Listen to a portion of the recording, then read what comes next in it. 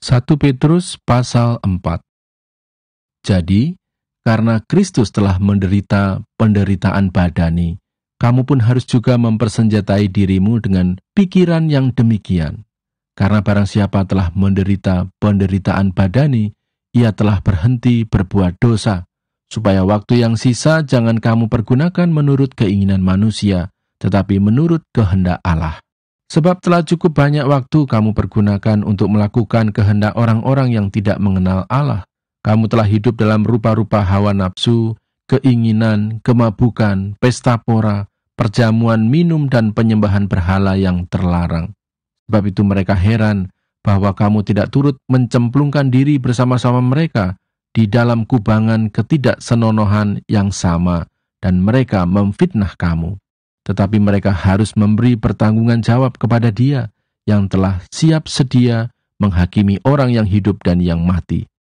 Itulah sebabnya, maka Injil telah diberitakan juga kepada orang-orang mati, supaya mereka, sama seperti semua manusia, dihakimi secara badani, tetapi oleh Roh dapat hidup menurut kehendak Allah. Hidup orang Kristen. Kesudahan segala sesuatu sudah dekat. Karena itu kuasailah dirimu dan jadilah tenang, supaya kamu dapat berdoa. Tetapi yang terutama, kasihilah sungguh-sungguh seorang akan yang lain, sebab kasih menutupi banyak sekali dosa. Berilah tumpangan seorang akan yang lain dengan tidak bersungut-sungut. Layanilah seorang akan yang lain sesuai dengan karunia yang telah diperoleh tiap-tiap orang sebagai pengurus yang baik dari kasih karunia Allah. Jika ada orang yang berbicara, baiklah ia berbicara sebagai orang yang menyampaikan firman Allah. Jika ada orang yang melayani, baiklah ia melakukannya dengan kekuatan yang dianugerahkan Allah, supaya Allah dimuliakan dalam segala sesuatu, karena Yesus Kristus. Ialah yang empunya kemuliaan dan kuasa sampai selama-lamanya. Amin. Menderita sebagai Kristen. Saudara-saudara yang kekasih, janganlah kamu heran akan nyala api siksaan yang datang kepadamu sebagai ujian, seolah-olah ada sesuatu yang luar biasa terjadi atas kamu. Sebaliknya, bersukacitalah sesuai dengan bagian yang kamu dapat dalam penderitaan Kristus, supaya kamu juga boleh bergembira dan bersukacita pada waktu Ia menyatakan kemuliaannya. Berbahagialah kamu jika kamu dinista karena nama Kristus, sebab roh kemuliaan, yaitu roh Allah, ada padamu. Janganlah ada di antara kamu yang harus menderita sebagai pembunuh atau pencuri atau penjahat atau pengacau.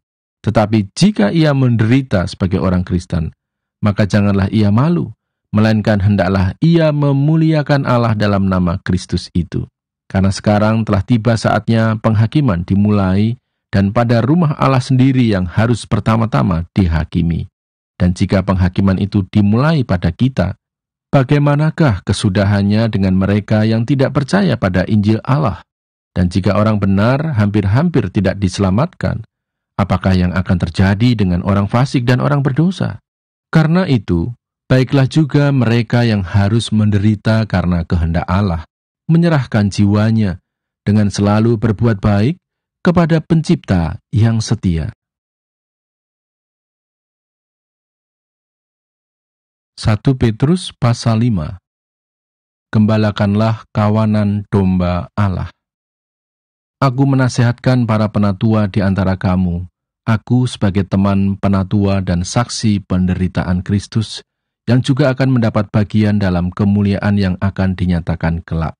Gembalakanlah kawanan domba Allah yang ada padamu, jangan dengan paksa, tetapi dengan sukarela sesuai dengan kehendak Allah, dan jangan karena mau mencari keuntungan, tetapi dengan pengabdian diri.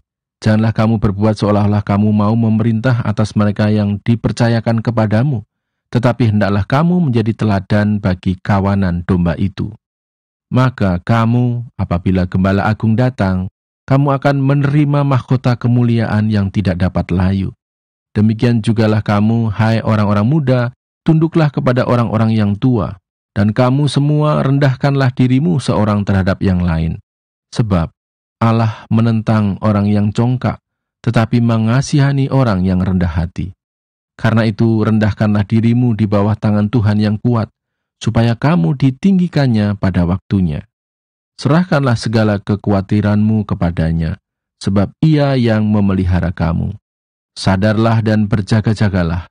Lawanmu, si iblis, berjalan keliling sama seperti singa yang mengaum-aum dan mencari orang yang dapat ditelannya.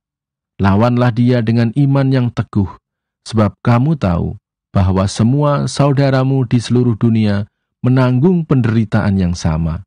Dan Allah, sumber segala kasih karunia, yang telah memanggil kamu dalam Kristus kepada kemuliaannya yang kekal, akan melengkapi, meneguhkan, menguatkan, dan mengokohkan kamu sesudah kamu menderita seketika lamanya. Ialah yang empunya kuasa sampai selama-lamanya. Amin. Salam. Dengan perantaraan Silwanus yang kuanggap sebagai seorang saudara yang dapat dipercayai, aku menulis dengan singkat kepada kamu untuk menasihati dan meyakinkan kamu bahwa ini adalah kasih karunia yang benar-benar dari Allah. Berdirilah dengan teguh di dalamnya. Salam kepada kamu sekalian dari kawanmu yang terpilih yang di Babylon dan juga dari Markus anakku. Berilah salam seorang kepada yang lain dengan cium yang kudus. Damai sejahtera menyertai kamu sekalian yang berada dalam Kristus. Amin.